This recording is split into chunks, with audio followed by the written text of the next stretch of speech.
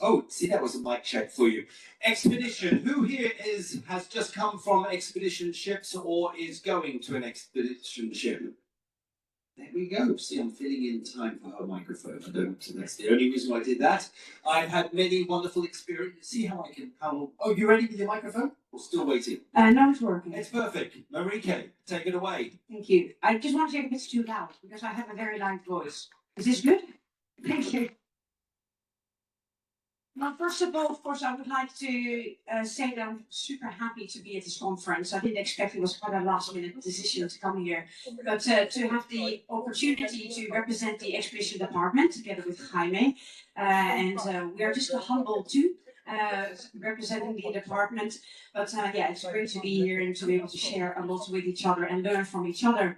Now, during this presentation, I would like to take you a little bit through an expedition journey, and I also really share what we are privileged to do out there and to what we share with the guests, which it is unique and we really visit really spectacular places, but also a little bit the challenges that we face sometimes off the vessel, but also on board the vessel at times, and how vital people first leadership really is to be able to overcome the challenges that we have sometimes on those vessels and in the environment, and really focusing on that main element of the Silversea Way, putting people first to, in the end, really get the results that we, of course, have been talking about all morning and all day. Now, a lot of you don't know who I am, so I thought I'd quickly introduce myself. I am Marike, I'm the Senior Expedition Leader for Silversea, and I've been in the expedition cruising since 2009 and working for Silversea and in the expedition leadership since 2013.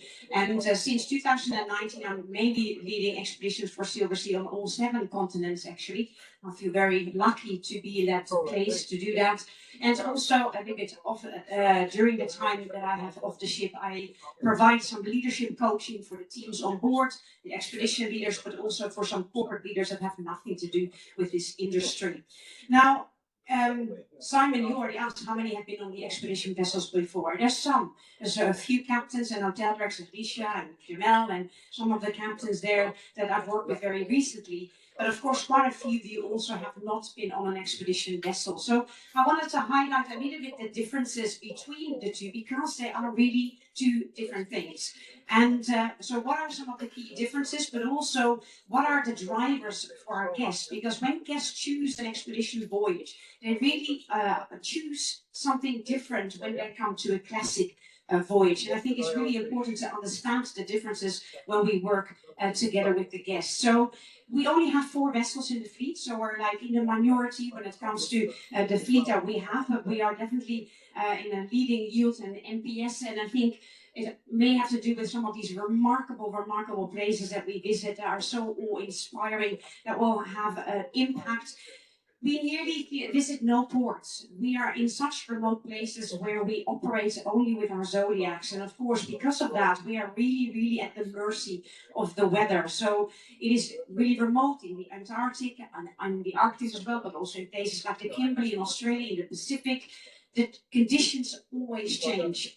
And we don't know sometimes how the day is going to evolve. If we're going to have plan A, it may become plan B, plan C, plan D, and it can all happen before we even start breakfast.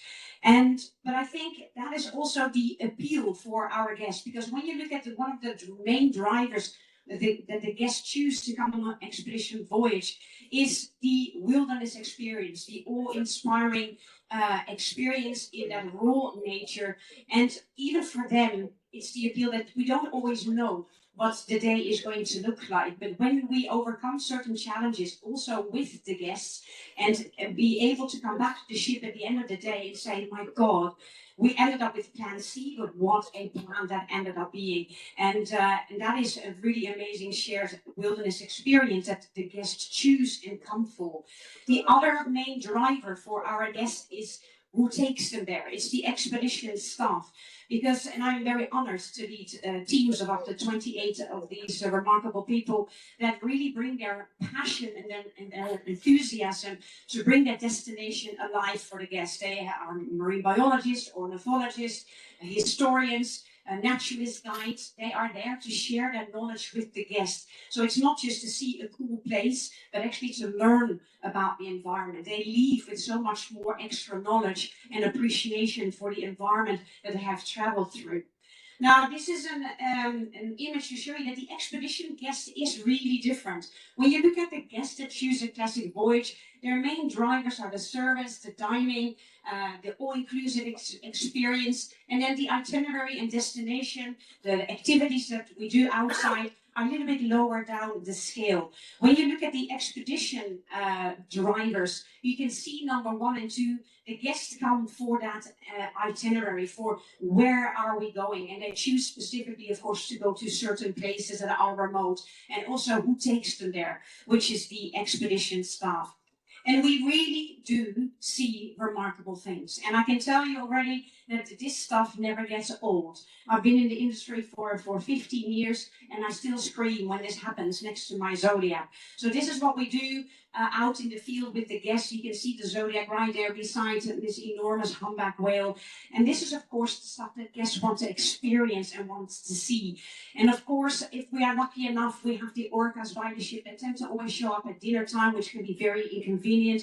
And then we are the visitors. When we explore those places, these animals are the residents. We are the visitors, which is also for the guests often a very humbling experience, that we are at the mercy of what these animals do. In this case, this one lovely elephant seal wiener sat on our shore bags, and yeah, we just have to wait until it gets off. Before we can pack up the landing. And then, of course, in South Georgia, these are some of these amazing elephant seal bulls that we tend to see. And we walk around, and it's such an incredible experience to see the guests overwhelmed at times. The wildlife outnumbers us when we go there. And I truly have seen guests, and that was very recently, that came ashore in this particular site with about 500,000 king penguins, that guests literally stepped out of the Zodiac and they bursted into tears. And of course, I hugged them straight away, and I nearly started crying, because I remember my first time coming to these places, and I can really deeply understand how overwhelming this can be for guests, but it's such an incredible experience that really bonds everyone on board. And then, of course, some of that raw nature that we see, this Captain Tuomo will remember this. It was one of the fjord systems that we wanted to enter, but we had 60 knots of wind, so we had to wait until that settled down a bit before we could actually go and explore it. But again, stunning places. And what we want to do is we want to really give these guests these immersive experiences. We want to get them out in the kayaks. We want to get them out on the Zodiacs to really be part of that environment. We want to take them on hikes close to the wildlife. And of course, we don't just do that in Antarctica. We do that also, of course, in the Arctic, to look at some of these incredible polar bears, or again, exploring these amazing fjord systems in the Canadian Arctic. And the experience is humbling, because you have that grand landscape all around us, and then we're there in our little rubber boats exploring that environment. And it is something that is unique, and no itinerary is ever the same. We have an itinerary, but how it pans out, we don't always know. But that is the fun and the juice of expedition cruising. We do that also in places like the Kimberley, one of the main itineraries in Northwest Australia. This was my back garden for quite some time when I lived in Northwest Australia. This is an area in the world that is half the Earth's age. It's 2 billion years old, this environment that has hardly ever changed. And to go in there with our Zodiacs to explore these gorges, we actually drive guests under the waterfall, so they get soaking wet, and they love that. And then, of course, we explore the mangrove systems. We see the crocodiles up close and personal. And then we also go to places like the South Pacific and the Indian Ocean, where we really get that experience with the people who live there, local island communities, really authentic, immersive experiences that, of course, we want to provide for our guests. And again, these are all my own images, by the way. These are not stock photos. This is just me capturing my time when I have a chance to take a breath, to take pictures of the environment that we are in. And we share these also with the guests at the end of the voyage when I talk them through what we have done and achieved. Now, of course, it is not always so easy and straightforward because of the fact that we're in such remote environments. And I will show you a few slides where I illustrate that weather can change. We often, and we do the best, and of course I work really, really closely with the captain day in, day out, assessing the conditions, making our risk assessments, looking at the weather, communicating that with the guests. And of course we start an operation when we also feel confident that we can complete it safely. But sometimes weather does just turn. It is just unpredictable. You get katabatic winds coming off the mountains, and suddenly you have to adapt. Suddenly you have to say, we need to abort the operation. We need to get the guests back on board as soon as possible because the weather really starts turning. And this is where the close collaboration with the captain, the officers on the bridge, staff captain, but also with the hotel team to say plans are changing. And we have to understand each other's position, to support each other, to overcome those challenges in the best possible way. So this was actually a couple of months ago in South Georgia, where we had already the guests safely back on board, but we were hoisting the last Zodiacs. And this is the expedition team with the deck team literally holding on to each other to get that last boat up the hook. And this can happen where we can foresee it, when of course you make decisions, but where you can't, these situations do happen. And then, for example, this is South Georgia on a glorious, glorious morning. And Captain Sasha will remember this. It was very recent as well. 500,000 king penguins waiting on the shoreline. There's guests. This is their highlight of the voyage. They are in anticipation, waiting to go ashore. And it looks stunning. It's breathtaking. But then we have conditions at the pontoon that look like this.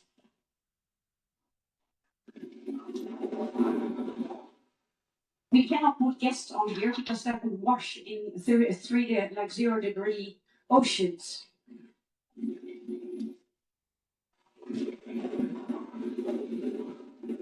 So what do we do in those places? Again, this required a really close and also a collaboration with Captain Sasha and Staff Captain Mia, where I was sitting literally by the side gate observing this, and then Captain maneuvering the ship in such a way that eventually we found a sweet spot with the vessel, that this situation was completely reduced to a very safe operation for the guests.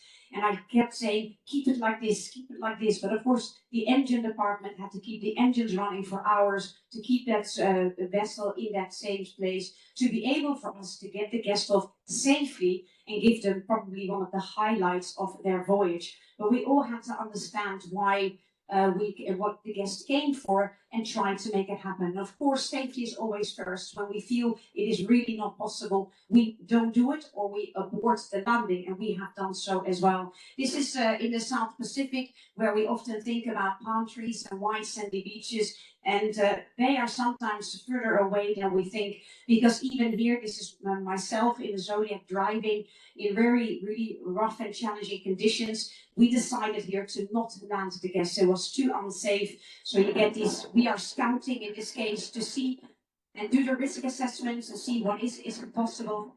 But this is not conditions that we want to put our guests in, obviously.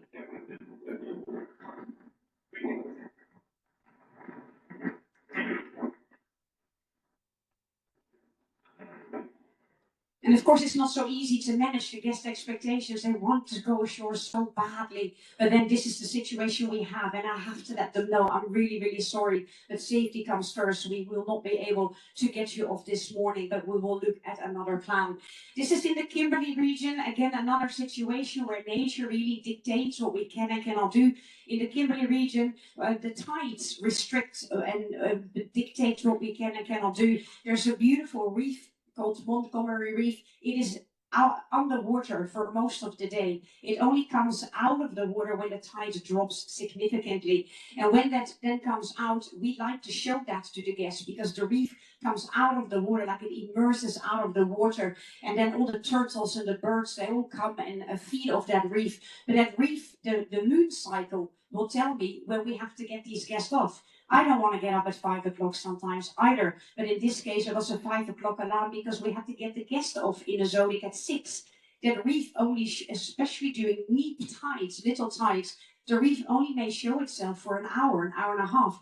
We have 250 guests. That means we need to get every single zodiac we can find onto the water to get the guests off to show them that reef.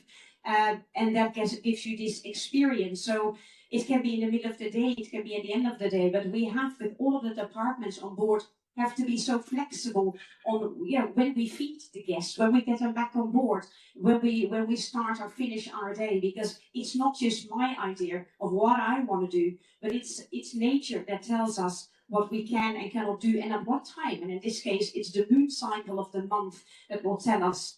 And but then when we do get them out, it is a remarkable experience. And for the itinerary in the Kimberley, this is often the guest highlight. And then of course we have those amazing orcas. I know they always come out at dinner time. Jamel always comes up to me and said, these bloody orcas, because they always come then and when the guests have just entered the dining room. And what do? You're not going to tell the guests there's orcas out there? Captain Tuoma calls me at 6:30. There's orcas outside. So of course I then have to go up onto the bridge and then say, are we going to let them dine and forget about the orcas? But our expedition guests come for this stuff. Of course I have to announce it. But then I have to apologize to the maitre d' because all the guests vacate the dining room and they go outside with their cameras. And I said, sorry, but again, this is what we have to keep in mind. Now, we deliver, and I'm very proud of the results. These are not NPS scores, these are the ratings. Yeah. So when I receive these scores at the end of the voyages, when they come in, I always get nervous, to be fair, when I get them. I always am a little bit concerned, but when you do see the results, I'm super proud of the team, of how we get there, and that we have overcome challenges, and that we really delivered the best to our capability. But how do we do that? How do we set our teams up for this? This is an image when we launched the Endeavour. It was a great experience. We had lots of media on board as well during this launch. And it was the collaboration that I really remember with the hotel director and captain. We were all facing the same way. We all knew what our vision was, our mission was. And we had an open, very collaborative communication. And we all really understood what each of us was bringing to the table to make it happen. And it really, I think, has a huge impact on the crew overall. When we all work together as heads of department, it will filter down to the crew. And you tend to get a happy ship. And I think when the ship, the people are happy, the guests feel it. They really, really feel it. And then, of course, it tends to be reflected in the NPS at the end. And we talk a lot, obviously, about NPS. And it is something that is vitally important. We've been talking about it all morning. But how we get to that, of course, is another story. Now, I had dinner recently with, this is a high Venetian guest, Jan and his wife. They were with us on board, and I had dinner with them. And they said, you know, Marieke, if we would just come for luxury, we would have not come here. But we came for the quality. And I said, can you expand on that a little bit? I got curious. And he said, it's the people. He says, look here in the dining room. Each waiter, each person here takes ownership and leadership of their part. And you guys, when you're out in the field with us, you're so enthusiastic. Your passion is infectious. It's the people that we come for. So, of course, that has me thinking, because what we need to remember, even though NPS, we talk about that, and then we get fixated on the number, and it is important, but of course we need to remember that it is the people that get those results. It's our people, our teams, our crew that get to that. So we want to, of course, remain and keep that focus. That is also one of our main values, people first, people over the numbers and the ratings, because if we look after our people and if we are leaders that can inspire our teams, then I think NPS tends to follow sometimes quite naturally. So I have meetings each day, and especially at the beginning of the voyage with the team, to set the expectations. What do we want to achieve? But imagine if I would start the meeting with, guys, you did pretty good last time, but we really need to work a bit harder to get that NPS score up, because, you know, we want to improve that. or I start maybe in a slightly different way, trying to still get the same result by saying, how can I support you? What can I do for you to do your best work and for you to be the best version of yourself? How can I enable you? What do you need from me to be able to give you that opportunity to give the best to the guest? So how can we really create, as leaders, provide, but also nurture and maintain that safe environment on the ship? Because our environment is so dynamic, it's ever changing. So it really is to put our people first and to put our crew first and draw a circle of safety, I call it, a safe space around the crew where they can really feel they can thrive, that their voices are being heard, that they feel that what they give is part of the greater good, that they really feel they're participating in the greater vision. And of course, we always talk about guests first, and we all understand, of course, what that means, and we all do that.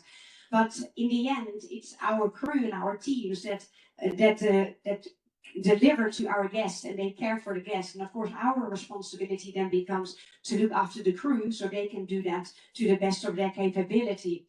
Now, in the end, there's a lot of danger in the outside world. And for me, as an expedition leader, it's actually physical danger. When we are operating in places like Antarctica or the Arctic, we have to deal with real risks at times. So the danger is always there. And to be able to overcome them, we really have to trust each other. Like in those environments and some of the challenging situations you just saw, I have to have a deep trust in the captain in me, hotel director, the team, the ABs on the pontoon. It is vital for that, for us to be able to then overcome those challenges. And of course, the dangers that we face sometimes in the outside world we can't control. But what we can control is how we create a safe space within our own ships, within our own organization, where we can overcome those dangers. Now, a question for you, and then there will be more presentations regarding that, so I won't go into this at all. But what I often ask myself as well is to reflect on it as a leader. Who do you consider a true leader? Who is someone that really may have inspired you? Could it be a teacher? It could be someone you may have never met. But what kind of characteristics did that person show? What kind of impact did that person have on you? And I think that is what we want to dive in further again when it comes to servant leadership. And I'm super excited to listen to Jim Hunter, who will be here in a couple of days, diving much deeper into that. Because in the end, a team is really not a group of people who work together. It's a group of people who really trust each other. And of course, we cannot have trust and build trust unless there is that safe space on the ships together, that we support each other, that we understand each other, that we're curious, and then provide it to our teams as well. Now, one of the challenges that we face, and I think because we all work on the ships, I am certain that we have come across to this at some degree, is when the environment on the ship is maybe not so amazing. And I think sometimes it's good to be honest about that. It gossiping kind of environment, or catching people out when they're doing things wrong, which is really counterproductive in creating a safe space, because it makes people nervous. Judging each other, or that pointing fingers from one department to the next. Oh, it's the hotel, they're not flexible, it's this. It does not help creating this safe space. A lack of interest in each other as heads of department or in our teams, or that attitude, I'm the boss and you just do what I say, that is not always helpful and definitely not servant leadership. A lack of support of empathy or curiosity, a lack of accountability. We all make mistakes. We have to be human about it and own them, obviously. Undermining each other. All of this stuff is really not conducive to a safe space. And what happens is that the danger then enters our environments. And when that happens, the crew starts to self-preserve. We start building our own sort of safe circle just around ourselves, because we feel we can't trust the person beside us. And that really is a challenge that, of course, we really want to avoid.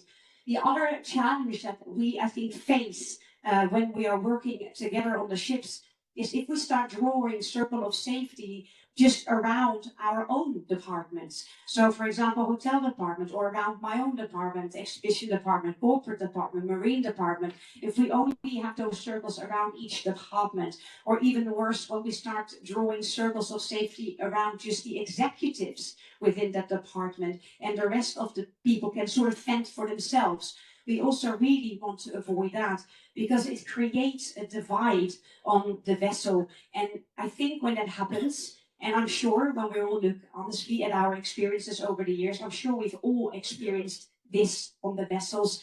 We lose, of course, the vision that we actually all want to stand for, which is creating these incredible experiences for our guests and really embodying and upholding those values that we stand for. That gets lost when we have that division.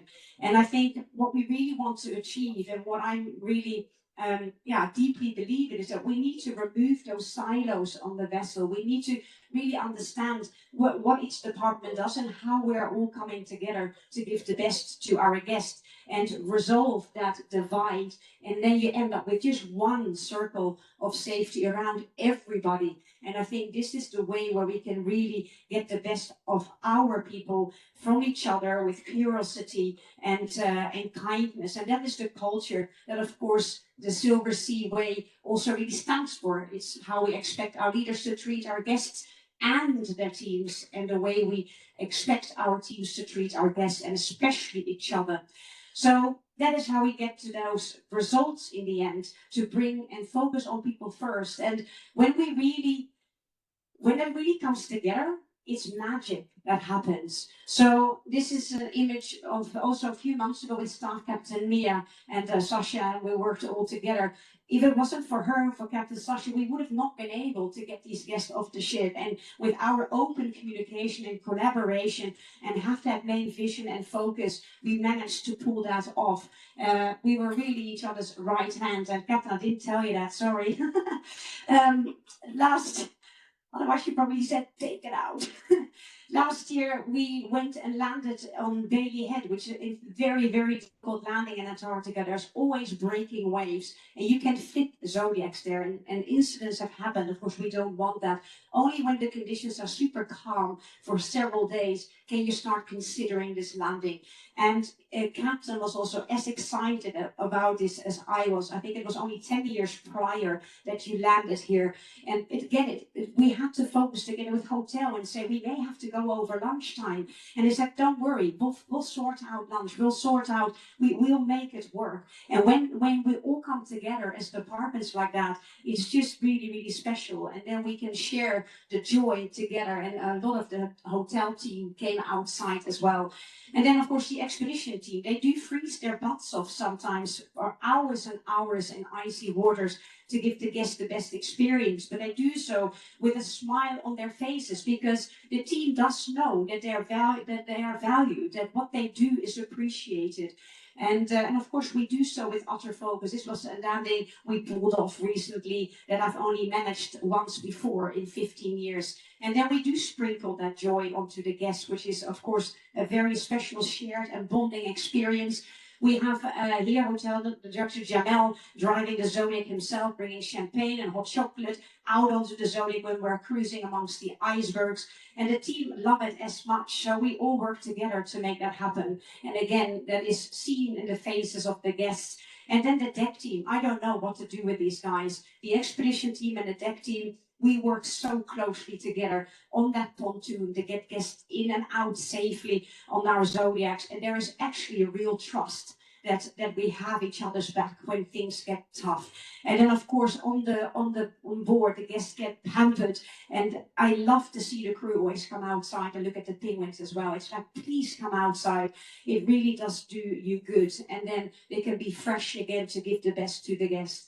So that is what I mean with putting people first, and where then the culture and the connection and the relationship that we have with each other in the end really create those results we're talking about. And of course, if we have forgotten, the NPS then naturally follows. So to finish off, there's one little snippet after this.